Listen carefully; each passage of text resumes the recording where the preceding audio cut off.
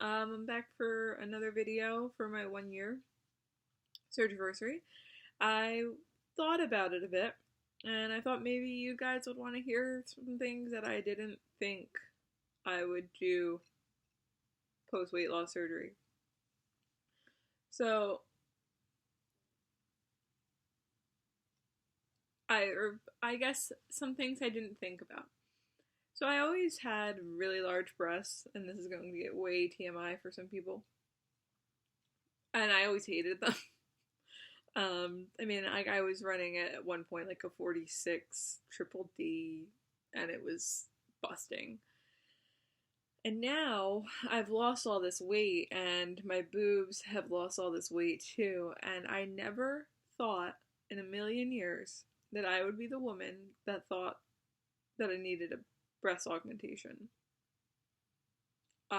God, strike me down if somebody had said that to me last year, that I'd be sitting here and saying, out of all the things on my body that bothers me the most are my breasts. I would have laughed in their face and said, "Are you fucking kidding me?" And then I would have made them leave. It is probably the most frustrating thing in my life more than anything. It has nothing to do with vanity. It has to do with the fact that I can wear a completely full coverage bra and bend over, and then half my boob is hanging out, and it's not boob, it's just skin. And that is the most frustrating thing in the world to me. I can fix everything else. I can hide everything else.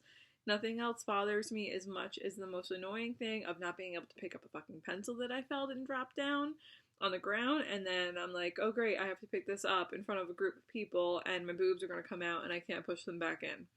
That's the most frustrating thing in the world. So, yeah, I never would have thought that. Um, I never would have thought that I would willingly run to or from a train. Like, skip up the stairs, do whatever I need to do. I changed commutes in the past week, and I was shocked by my ability. Like, I am walking up escalators and making the decision to do that. If you've ever been to Hudson Yard's 7th Avenue train line on that station, it's new, and the escalator scared me so much when I got onto it. I actually couldn't walk down it the first few times. It's like, I think 4 or 5 stories deep. It's really scary. And now I just walk up it. And I used to live in 5th floor walk up and hate my life. So the fact that I can just do this without thinking about it is really amazing. And I think about all the time I save in not standing there, because I timed it the first time I went down. It was a 2.5 minute escalator ride down. Can you imagine 2.5 minutes just to get down the escalator? And not because it was slow, but because it was just so long. And I save those 2.5 minutes now. Now it only takes me like 30 seconds to maybe 45 seconds to walk down the escalator, and just think about all that time you save. So I never thought I'd save as much time as I did. I never thought I would care this much about what I wear now. I used to be like just a jeans and a shirt kind of girl, and it was just because I wore what fit me and what I was comfortable in, and now I actually care about my wardrobe. Like, I never thought I'd be a leggings and a sweater dress kind of girl, but I really like the look of that. I never thought I would like my shape, and I do. Like, I find myself actually staring at myself in the mirror because I actually really like my body. I never thought I'd say that. For all of its flaws and all of its horrible, horrible imperfections, and even with the waterfalling boobs, I will say that I love my body, and that is an amazing thing to be able to say. I'm proud of my body, and I'm proud of where I've come from. I never thought I'd lose as much hair as I did. Like, a noticeable amount of hair. Now I'm luckier than some people. I understand that, but I never really thought that I would lose as much hair as I did. It's coming in again. It's not thin out, but you can see here, this used to be a hairline, and you can see that it's thinned out here, and it's not quite come back in yet. So, it's definitely nowhere near as bad as some things or some people's, but it is markedly different for me. And it never bothered me, but it probably would have if I was panicked for a little while that if it got any worse, I was going to be really upset. So I'm grateful that it wasn't. I never thought I would willingly and gladly turn down cupcakes. I do. I don't mean that to be, I don't know, a bitch to people that don't, but I sometimes I want them, and when I do, I'll eat them, and then other times I don't, and I don't. And that's amazing because I think a year ago it would have taken everything in my willpower not to eat it just because I didn't want to look like the fat girl eating a cupcake, but now I eat them when I want and I don't eat them when I don't want to. I never thought I could go a year without pizza. I went a year without pizza, and I am proud of myself for that. I did have pizza a few weeks ago. And it wasn't that great, to be honest. It gave me horrible heartburn, but I never thought I mean, I grew up in New York. Going, going a year without pizza that'd be hard. And it was, it was a testament. But I'm proud of myself for that. Yeah, I honestly didn't believe that I could do a lot of these things or would do a lot of these things or be that person. It's been a weird year for me. I never thought I would randomly stay in a hotel room with people I didn't know just because I watched their YouTube videos and thought they were cool, and then invite one of them to come stay in my house a few weeks later. I'm talking about Cece and Amy, which was amazing at OH, and it was even more amazing when I had Cece come and hang out with us for a few days. It was just so fun. I never thought that I would have those types of connections. I mean, I hoped for them when I started in the YouTube community last year, but I didn't honestly expect them to happen. In that same vein, I never expected to grow this much with my friends and have such a strong community and support system available to me. Become friends with people that you watched on YouTube before you have surgery, and then you just realize how wonderful and warm they are when you meet them. I never thought that I would have that. I never thought that I would reasonably look at the scale and say, yeah, I can hit 175 if I want to. I honestly had said from the beginning that if I had gotten below 200 pounds, I'd be happy, and now I'm almost at below 200 pounds, and I'm like, oh, shit, I need to make a new goal. So, that's interesting.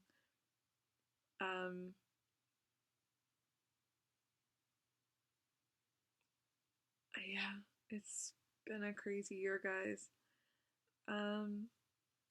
Things I've learned since weight loss surgery. I've learned not to marry myself to the scale. I was a daily weigher, and I'm moving away from that. I try to weigh in every Wednesday if I can. I'll sometimes weigh in a little bit more if I'm feeling like maybe I lost some weight. But I do not count any weight loss or any weight gain unless it is on a Wednesday. And I've made that rule for myself, and I stayed tried and true to that. And my scale and my graph only reflects Wednesday weight loss. I've kept that as a way to keep myself sane, and I think that that's the way that I've stayed unmarried to this scale in the past year. And it's my way of making sure that I am accountable, but also that I am not obsessive about the scale. And that's worked for me. Things that I've learned. Don't let other people in the community influence you unless you want them to. Many times, I think in the last year, I thought, well, A does it, so why can't I do it? Or, well, they do it, so why can't I? And that works in some ways, but in other ways it can be really detrimental to you. The fads and the things and the yo-yo dieting that still happens in the community after the fact. Something that really terrified me was watching a personal friend of mine, not anybody in the YouTube community, that had weight loss surgery, was 4 months out and already doing the 5-day pouch test. And I'm like, you shouldn't need to do the 5-day pouch test at 4 months out. And stuff like that really scares me because you see other people doing it and you think that's what's in vogue or what you should be doing, and it's not. If you're following um, the rules and you're doing what you should be doing at 4 months out, you should not be needing the 5-day pouch test. I have learned and am still working on not being judgmental in the same vein as that, of other people in the weight loss surgery community, because something I've learned, I think, in the past year is that everybody has a different plan, and just because their plan works for them doesn't mean it will work for you, and just because yours works for you doesn't mean it'll work for them. Now, I do still think that a 5-day pouch test at 4 months out is probably not the best thing you should be doing for yourself, but in the same way that I try not to focus too much on what other people are doing, because it doesn't really affect me, because my body is mine and theirs is theirs. Um, you know, I've probably I've learned that what I thought was going to happen in this past year was partially true, but also that a lot of things happened that I couldn't have controlled. You know, you prepare yourself and you prepare yourself for what's to come, but at the end of the day, life still happens and you still have to deal with that shit. And if you don't have your coping mechanisms figured out, and if you don't know what your triggers are for food, you're going to end up in a world of hurt. So I've learned this year how to manage my stress and manage my behavior in a way that is still um, conducive to weight loss. And I think I've done a pretty damn good job of that, if I do say so myself. And I'm proud of myself. I've learned humility, to admit when I'm wrong, to admit when I haven't been doing what I'm supposed to be doing, which is a lot easier said than done, because I am not perfect, and I've learned that as well, and that it is okay to make mistakes and to step off the wagon for a few minutes, and then as long as you get right back on it. I've learned that I hate exercising, and I thought it was because I was fat, but no, it's really because I just hate exercising. Working on that. I'm trying to figure out what works for me.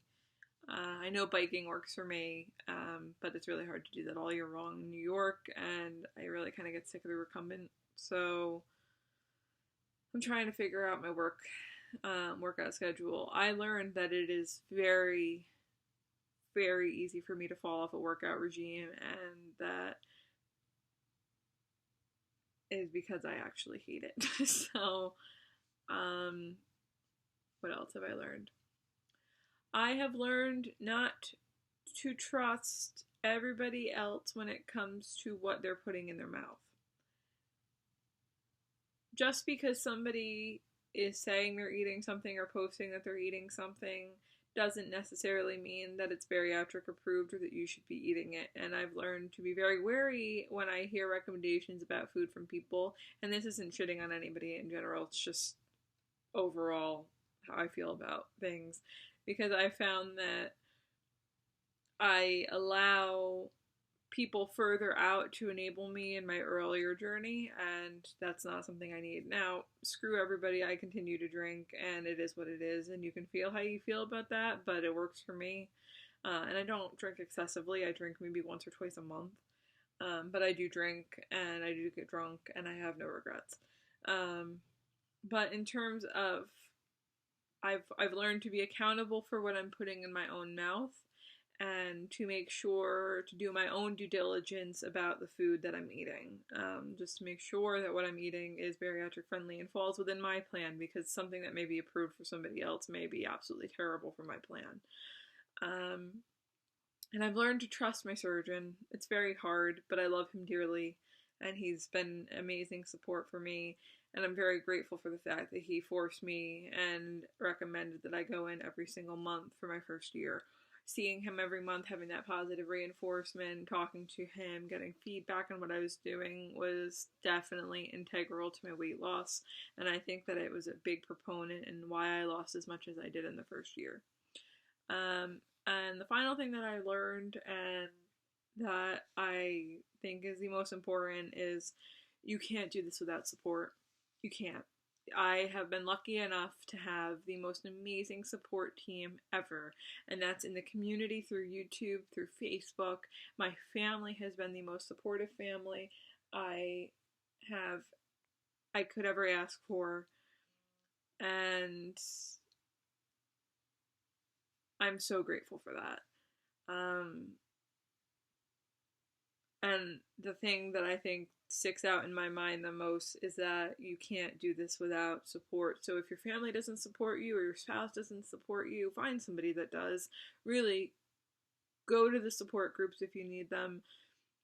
Reach out to people in the community. They are there for you. If you need somebody, reach out to me.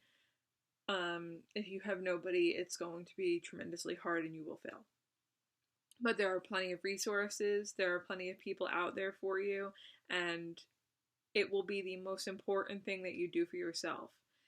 And in that same category, get out to events if you are in the community. Go to WLSFA if you can. Go to OH. Go to local meet and greets. Find people that you can relate to in this community that can help you out, because they will be your life net when you are at the end of your rope and you have nothing left to do except for drop.